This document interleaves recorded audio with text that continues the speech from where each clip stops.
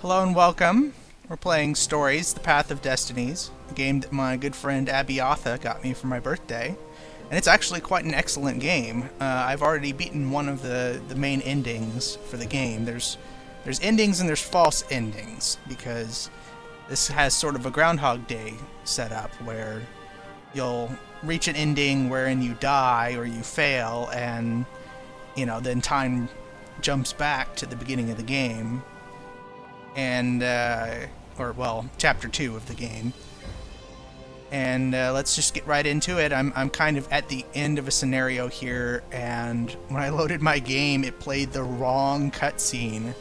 So there are still a few bugs in the game. You'll occasionally notice some special effects appearing places they shouldn't, or sticking around after they should have died out. But, yeah, I've already maxed out all my swords. And they're also keys. The swords open doors, which I think is a really neat mechanism. I think it's because I've beaten the game that I already have the artifact with me, but anyway. Because normally that only happens on paths where you went after the artifact at the beginning. I'm just going to wrap up this playthrough, and then we will do a full loop from the beginning. I still need more skill points. More experience, rather. This game is already fully voice acted, and it is excellently voice acted, so I will be shutting up whenever the characters are talking. I love the narrator in this game. It's not quite the Stanley Parable level of narration, but it's still very, very good. Guarded. Must go someplace they really didn't want it to go.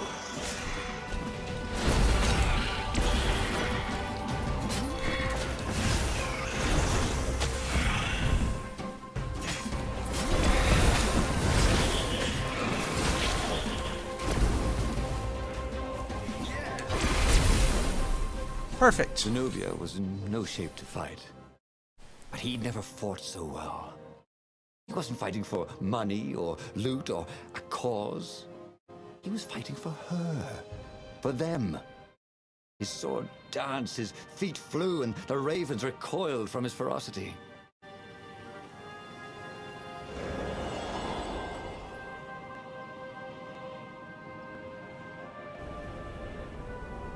Okay, yeah, this is the last area of the game.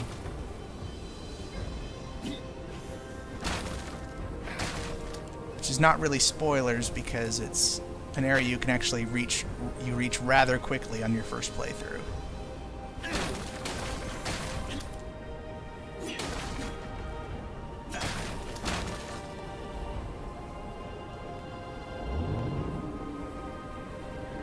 Don't look down, he told himself.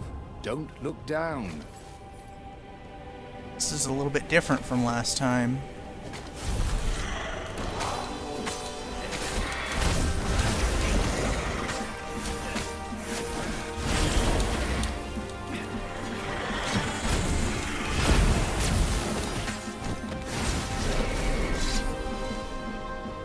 Okay. Switch over to the Vorpal Blade.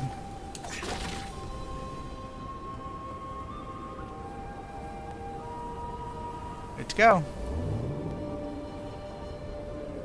So yeah, in this game you play as a fox person named Ronaldo.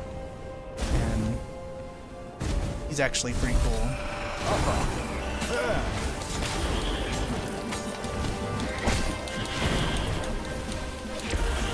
I got hit. When you take damage in battle, you won't get as much experience at the end of it.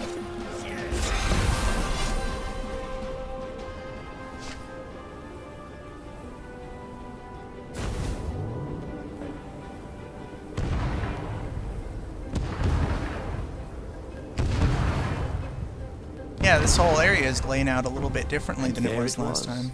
His beautiful skycraft, the Farfarer. They would fare very far indeed, beyond the Empire, beyond the reach of the Empire, to the mystical island of Avalon. He didn't know exactly where it was, but he He knew he could find it, and they would find peace there. Second star on the right, and straight on till morning, laughed Zenobia. And they laughed together for the first time in a long time. This is the end of what is probably the best ending I'm likely to get for a while.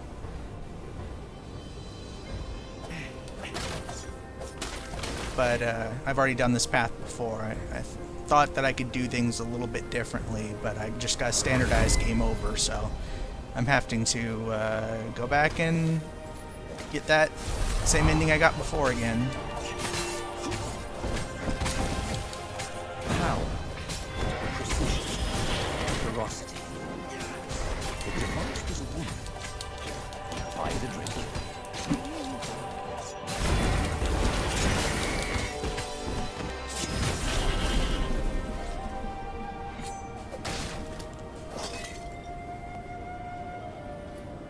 At this point, since I've upgraded all my equipment to the maximum, all I can really hope to gain is experience points.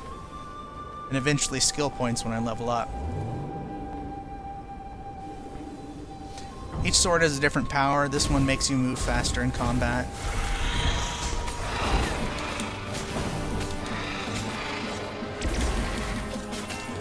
You need to destroy those glowing blue things because they power up the other enemies. The crows. The crows are the main enemy of the game.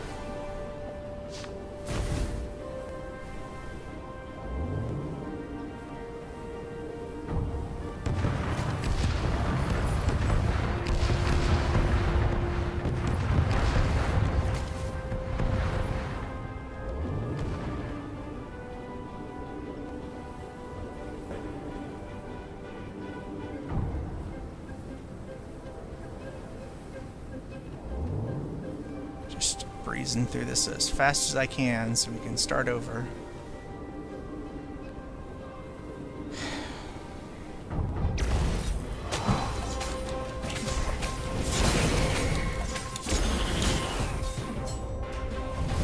Burn!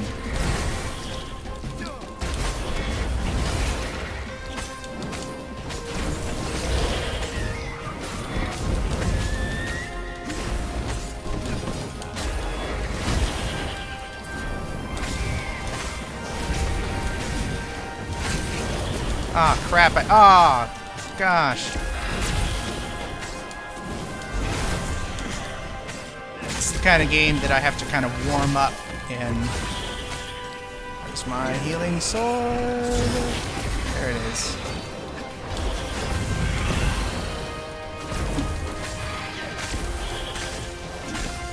Focus on the mage.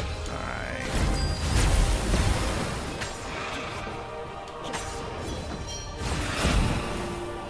Wow, that could have gone better, but hey, I leveled up. Alright. But they did not go unnoticed. Scout ships lifted off, and the long lance of the Imperial flagship. Bernardo turned downwind to gain speed.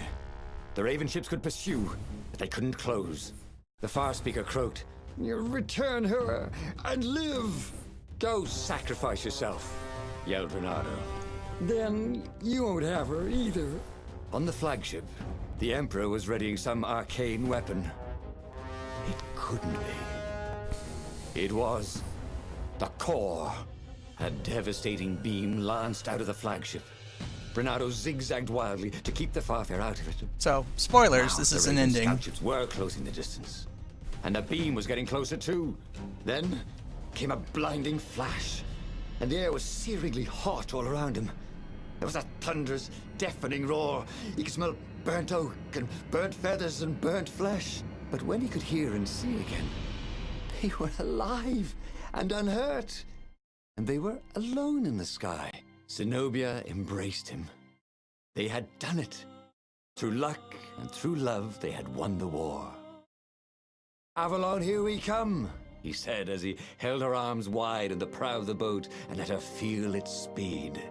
"Maybe the real Avalon is wherever we're together," she said. And so, after a bit of an argument, Bernardo and Zenobia went to one of the two Avalons. The one shrouded in mists, or the one in their hearts. But which one they went to, I'll never tell. He'd done it. He'd forged his own destiny. Well, he hadn't actually done it. But he knew what he would do. Renato smiled at the book. He practically wanted to kiss it. The kid's sacrifice hadn't been in vain. He'd saved the book and saved the world.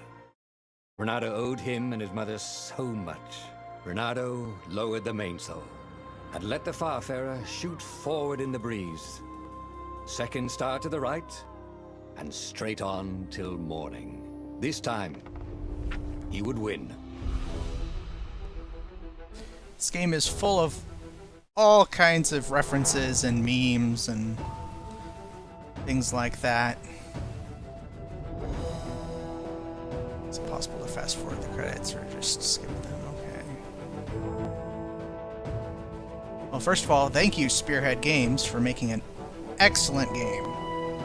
Awesome game. Great action, great story, great characters, and all that.